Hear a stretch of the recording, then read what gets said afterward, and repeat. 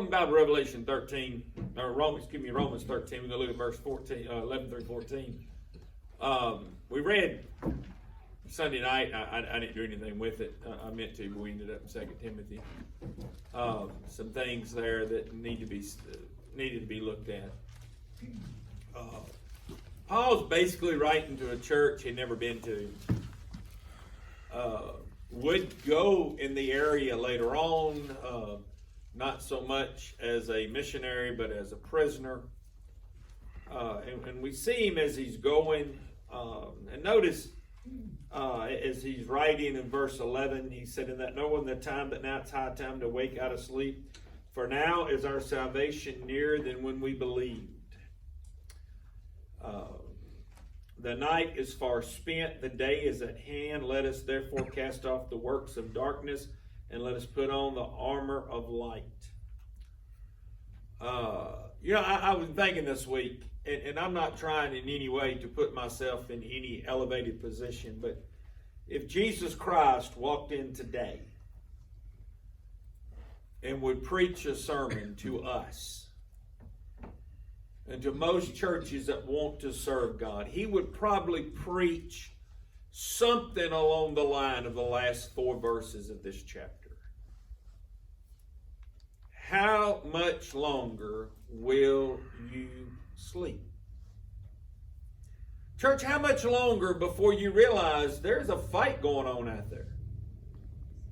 How much longer will you sleep while the enemy raids and pillages your family?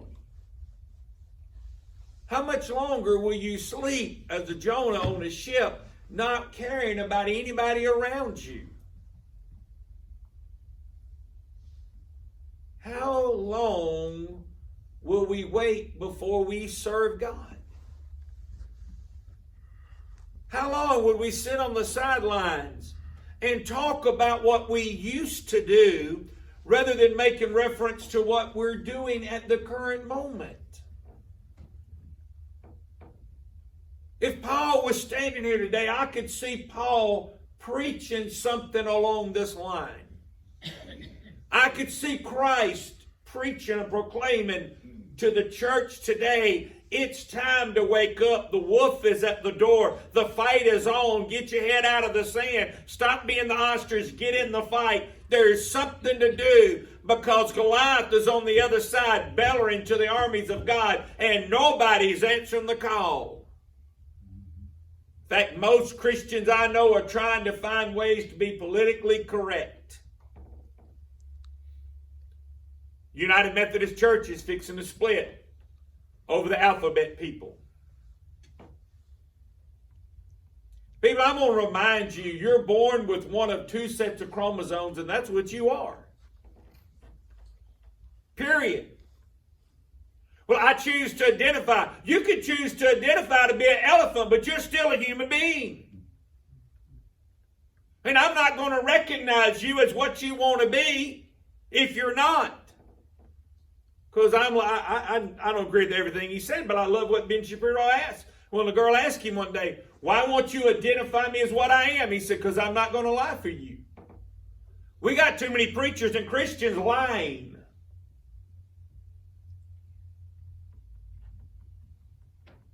Well, preacher, I don't want to offend him. If the truth offends you, what does the Bible say? The truth shall what? Set you free. Amen. If you hide the truth, nobody will ever see the truth. Therefore, those in darkness will die lost. Truth is the most important thing today we have. Truth. Preacher, truth is not popular. Tell me when truth has ever been popular. I can prove to you truth's not popular. How many of y'all look forward to go seeing the doctor on your annual visit? Why? Because you know what he's going to tell you something you don't want to hear. Now let me ask you a question. Is the doctor lying to you? No, you knew it going in. It's the truth. It's the facts. You know what your blood pressure is? You know what your cholesterol level is? You know what your diabetes level is? Your blood sugar level? What your glucose is in your vein? You know what they are, and you go to the doctor saying, I hope he overlooks all of that. I hope he overlooks all of that. I hope he overlooks all of that. And he pulls up the chart, and he calls you back on the phone and said, come see me again. We got a lot of talking to do. You knew going in that was going to be the result. Because you pay that man to tell you the truth. But we go to church for a preacher expecting him to lie instead of tell the truth. I've had preacher friends of mine that can't preach against homosexuality. Military churches, they said, because my people are more loyal to the government than they are to God, I run every one of them off.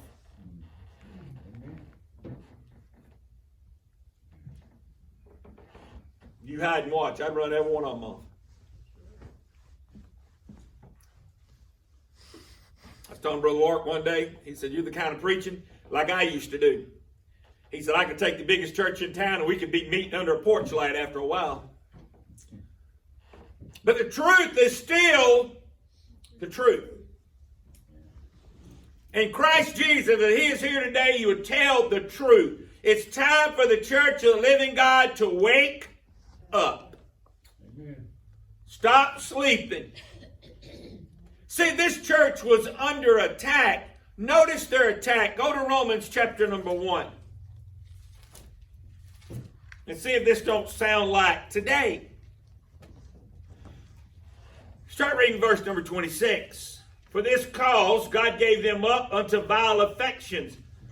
For even their women did change the natural use into that which is against nature. Abortionists and lesbians. There you go.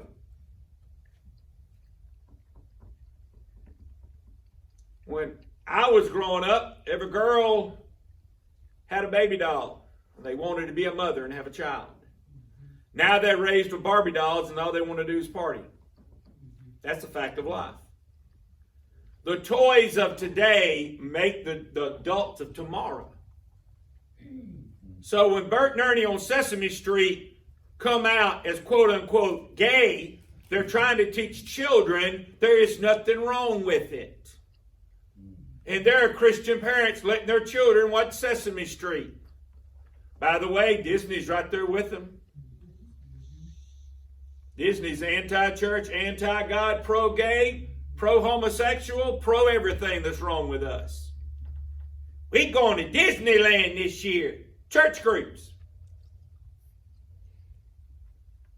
I wouldn't go to Disneyland if they paid me what it really costs to go. And I love parks like that. I wouldn't go. Why? Them's not my peoples. Them's not my peoples. They'll cancel you in a heartbeat if you're with Disney if you say anything of truth. Notice in verse 27. And likewise also the men, leaving the natural use of the woman, burning in their lust one towards another, men with men, working that which is unseemly, and received in themselves that recompense of the error which was met. Homosexual men, transgender. And when I was growing up, transgender was something that you heard in a way off distant Hollywood. But now it's mainstream. And you're going to identify me as my pronoun. No, I'm not. I'm going to call you what you is. And if you're an it, I'm going to call you an it. That's not politically correct. Truth is not politically correct, people. Truth is truth. Amen. You are what you were born. I can show you in Psalm 139 when God wrote your members you were born with in a book, and when you stand before God's judgment, you will be judged by the members you were born with, regardless whether you got them cut off or inserted. Preacher, that's pretty blunt. I think that would be mild if Jesus was in the building. That's right. Because He's the one that sanctified marriage. He's the one that brought and sanctified the home. I think Christ would be irate if he was preaching today. How do you know that? He ran the money changers out pretty quick, didn't he? Hello. Get up. Put on your big boy boots. It's time to be real. Time to wake up. Notice something else. And even as they did not like to retain God in their knowledge, God gave them over to a reprobate mind to do those things which are not convenient. God gave them a mind that cannot be converted. They have become so reprobated in their actions and in their deeds that they no longer can be touched and convicted. Paul made the reference to Timothy. Their conscience has been seared with a hot iron. They do not feel guilty nor embarrassed. Jeremiah reminds us, he said, of a day when the people did not blush. They were not embarrassed for their wickedness and sin. I give you one free of charge, don't cost you nothing. Bill Clinton was caught with more women than you can imagine, and it never embarrassed him at all. His conscience is seared with a hot iron. He has no embarrassment for what he did for his family, his country, his friends, and he claimed to be a Southern Baptist Christian, his God. If I'd have been his pastor, I'd have churched him so fast. I'm sure I could have found a United Methodist Church to send his letter to somewhere. You're not supposed to do that. For him, I would make that exception. And I think I could get a first, second, and all an amen in here. Either that or send him to a black Catholic church somewhere. I think that'd probably be a better choice. People, I'm not trying to be ugly this morning. I'm just trying to tell you, we need to stop and realize we are under an out-and-out attack in America. Yes, sir. Notice as you go on, being filled with all unrighteousness, fornication, wickedness, covetousness, malicious, full of envy, murder, debate, deceit, malignity, whispers. What's the murder rate in America right now? You're less likely to die in Syria than you are the streets of Chicago, New York, or Los Angeles. Per capita, New Orleans and Shreveport is in the top 15. Murder. We all know what to do with murder. So what we going to do? We're going to get them in there. They're going to come in here. They're going to sign their little book. We're going to take their little fingerprints. We're going to slap them on their hand. We're going to let them go. We're not even going to let them make them pay a bond no more. We're just going to let them go. George Soros' money's putting DAs in that's literally handicapping and destroying our judicial system. And most Americans, oh, I like him. We're going to vote on him anyway. Have you lost your mind? Hey, let me tell you something. You look at these people and you ask a couple of questions before you vote. Are you for gay marriage? Yes. You're done. Are you for abortion? Done. Can you imagine all these people that have voted for all these Democrats doing this when they stand before God and God's going to say, you voted for them for what? Well, I don't believe God's going to hold me accountable. I guarantee every time you cast your vote, if he holds you accountable for every thought you have, he'll hold you accountable for every vote you cast. Amen. I'm just telling you people, let's wake up. Let's wake up. Backbiters. Haters of God.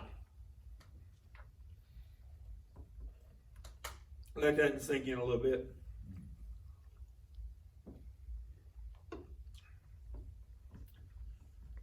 This nation as a whole doesn't like God anymore. And there's a lot of people in this country that hate God. They hate Him. If you don't believe me, go knock on a few doors and you'll find out just how much they hate Him. I'm just telling you. I don't want to hear about it. And the next thing you know, you'll be lucky if you don't get cussed. Been that way a few times. But I'm just telling you right now, they hate God. You know why? Because God tells them they can't do what they want to do. Case in point. Do you remember why John the Baptist was in prison?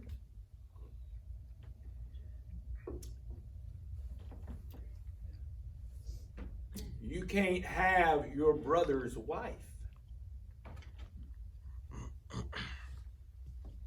And he took him and cast him in prison because he told him the truth. They hate God because God tells them you can't have another man's wife. In this generation, and I'm not trying to be harsh, but it's fact, you can't take another man's daughter.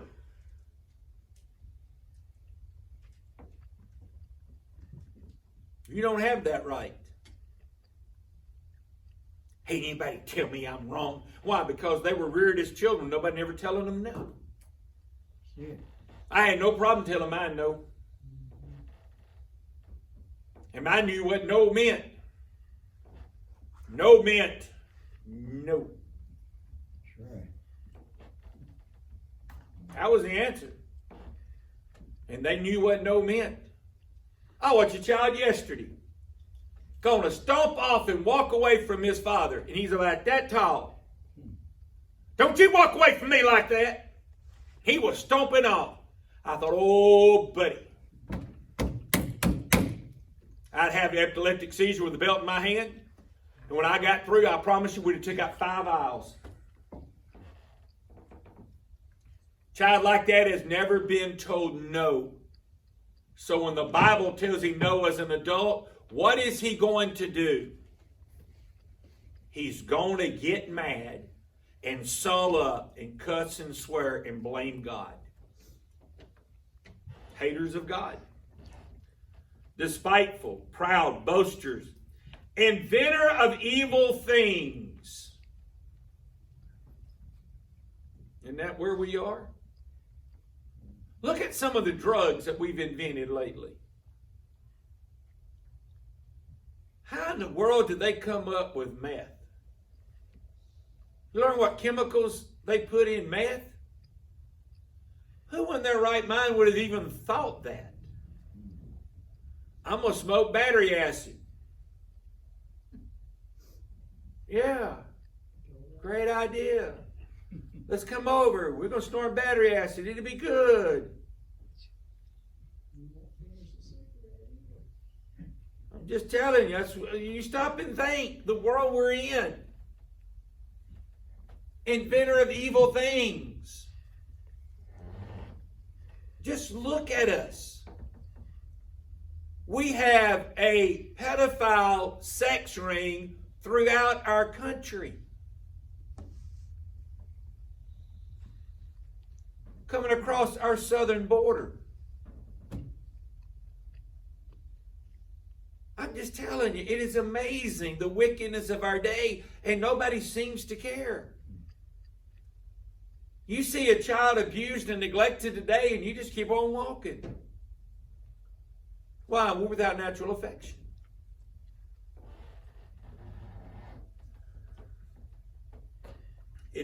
Disobedient to parents.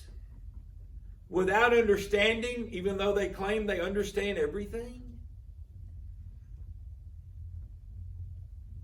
No understanding at all.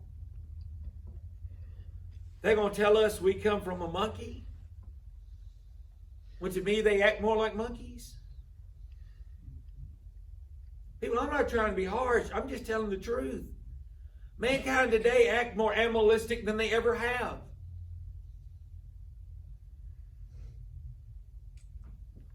People, I'm not trying to be harsh. I'm just trying to be honest. Putin invaded Ukraine. But what has happened in our inner cities across America? See, I would have a problem if I was a mayor in a city, even Shreveport or New Orleans. Because, see, I'm not the one to trifle with. I ain't going to play with you. I'd request the National Guard and we'd take it over one street at a time and we'd purge it. And if you decide to fight, we'll stack your dead corpse at the end of the road.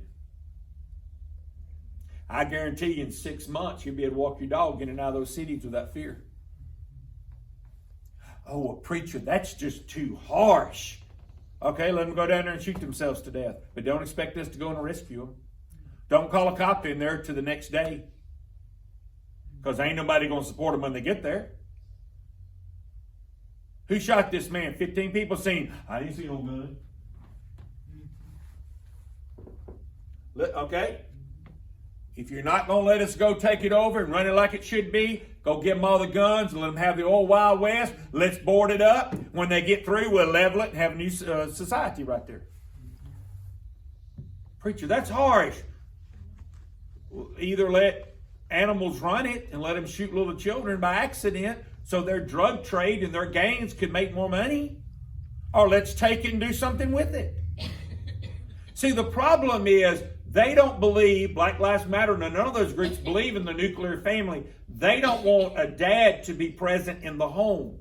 That way mama can have 6 children by 6 different men and draw a check from each plus a government check. She's making money. It's what they call legalized parenting prostitution. If you're having a child in any way to make money, it is prostitution. I don't care what you call it. I want my 13-year-old girl to go get pregnant so we can get a government check. You just prostituted your daughter. Let's call a spade a spade. I'm sick and tired of ducking this. Could you see Christ if he was walking the streets today seeing this thinking, whatever you do, don't say nothing about teenage pregnancy? Or do you think Christ would be screaming about sex education in school and teenage pregnancy and how wrong it is and how it's making prostitutes out of our children, male and female? Spade's a spade, person. Yes, sir. If it walks like a duck, quacks like a duck, I bet you it's a duck. I don't care what you call it.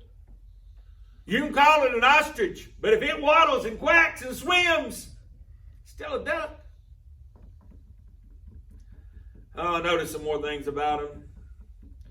Covenant breakers without natural affection, implacable and merciful, who knowing the judgment of God, they know what's coming.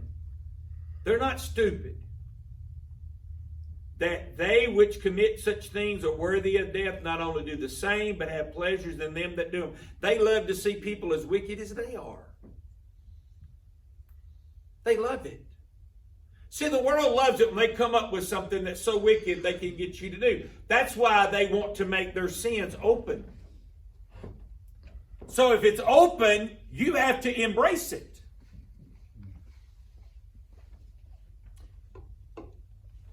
I want you to identify as what I want to be, and you will call me by that. Not happening. It's it. Sorry. I'm not going to lie for them.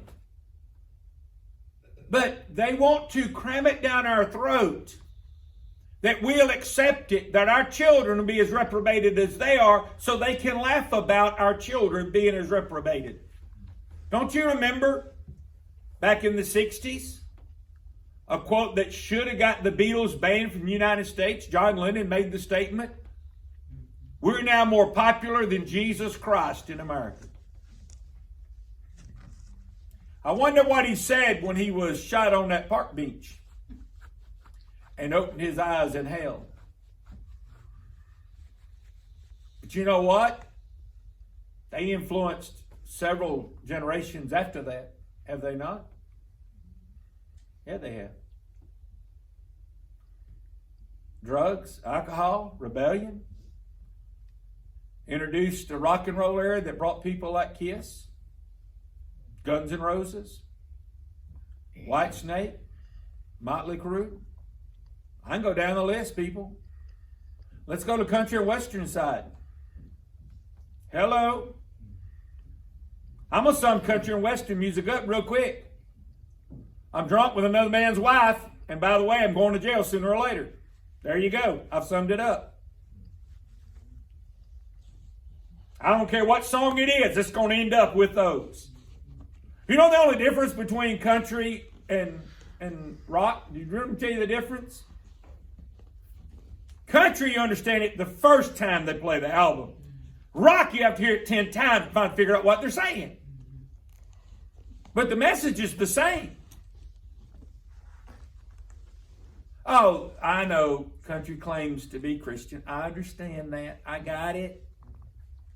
And then they sing out a honky-tonk in a bar, talking about running around with somebody else's wife. Or somebody else's husband. It's always been that way. Hollywood's the same way. Do you think Errol Flynn was half as decent as we try to portray him in America? His family released documents that he was under indictment and was money shifted hands with girls as young as 14 years of age. Fact of life. Harvey Weinstein ain't the first producer that ate girls up on the couch and destroyed their lives. They're still out there doing it. I'm just telling you, people, that's where we are. And they love to see us partake in it.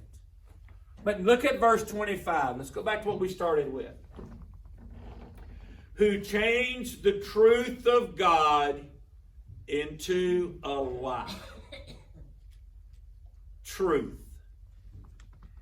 That's the important thing of today is truth. What this Bible says it means, and God meant it to say what it says. We need to understand that deep down in our soul. Truth. Truth.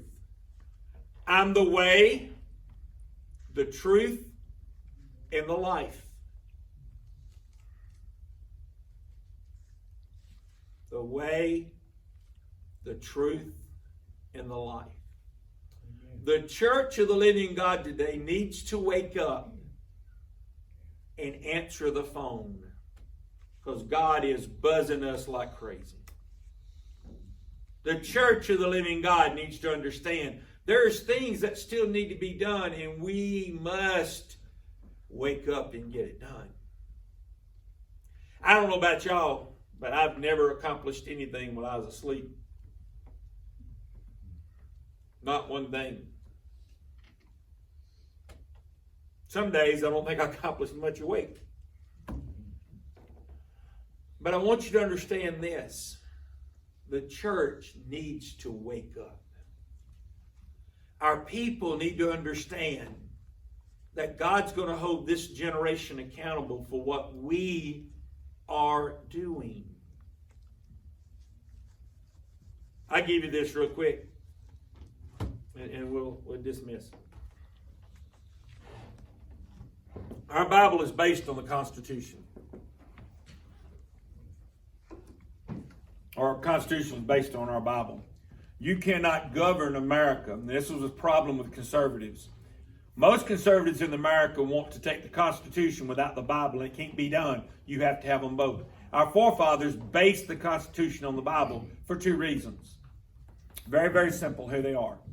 Number one, how did America get its freedom? It's not a trick question. What did we do to get our freedom? We rebelled. God had never blessed rebellion. So they dedicated the Constitution to the Bible, hoping God would bless us even though we did rebel against England. The second reason why our Constitution is based on the Bible is our forefathers made this statement. Nations are not judged in eternity, they're judged in the generation that they live. There you go. We as individuals are judged in eternity. Nations are judged right here. And America's being judged every day. How much is the beef price right now? How much is eggs? How much is a gallon of gas? I went by the gas station the other day. It cost me $20 and I didn't even stop. My car smelled the fumes. I had to stay. They stopped me on the road. Pay $20. Your car sniffed it. I didn't even stop. Told my give me my car and drove off. Don't you feel that way? Man, every time I got by, I want to grab my billfold because I'm afraid they're trying to snatch it out again. Man, it used to be nice. You go in there, man, you can fill it up for $23, $25. Now you just quit at 40, even though you can still put more in it. And they tell you that inflation is only 7.5%. If it went from $1.79 a gallon to $3.70 a gallon, that's more than 7.5%. I don't know what Devil State University you went to, but that's more than 7%. That's more like 125% in 15 months. I do remember one time we actually bought it at $1.59 a gallon a few years ago. Oh, I forgot Trump was in the White House then. I'm sorry. Erase that. They're trying to mark that out of history. That didn't happen. It went from Obama to Biden. Listen to me. If Christ was here, he'd be telling the church today, it's time to wake up. Tonight, we're going to bring more into this. You get in verse number 11. The church needs to wake up. Yes, sir. We're responsible for everybody we come in contact with or everybody we can get a missionary to. We're responsible for them. Regardless whether we like them or not. If we have the heart of God, we're going to pray for them and try to see them saved. That's what our job is. Wake up. It's time to stop looking at the problems and realize there's a job to do. There's a Savior in heaven that's able to do it and has called and charged and challenged us to get busy till we meet the Master in the air.